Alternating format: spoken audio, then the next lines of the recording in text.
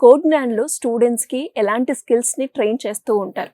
చాలా మంది నేర్చుకున్న దగ్గరే కాలేజ్‌లో నేర్చుకున్నాము మేమే తోపులు అన్న కాన్ఫిడెంట్‌లో ఉంటారు. హ్మ్. కాలేజ్‌లో నేర్చుకునేది జస్ట్ సబ్జెక్ట్ వైస్‌గా వాళ్ళకి ఎగ్జామ్‌కి ఏదైతే కావాలో అంతవరకే నేర్చుకుంటారు.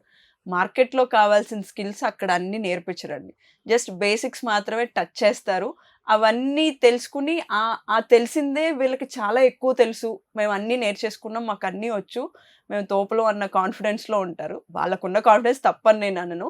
కాకపోతే బయటున్న జాబ్ మార్కెట్‌కి కావాల్సింది ఆ స్కిల్ సరిపోదండి. హ్మ్. బయటకొచ్చినప్పుడు ఫర్ ఎగ్జాంపుల్ ఇప్పుడు నా దగ్గరే కోడ్9లో తీసుకుంటే మేము స్కిల్‌కి ఫస్ట్ ప్రిఫరెన్స్ ఇస్తాం. ఇక్కడ వీళ్ళకుండే పర్సెంటేజెస్ ఇంపార్టెంట్ కాదండి. Okay. Percentage is just an number అని చెప్తాను నేను.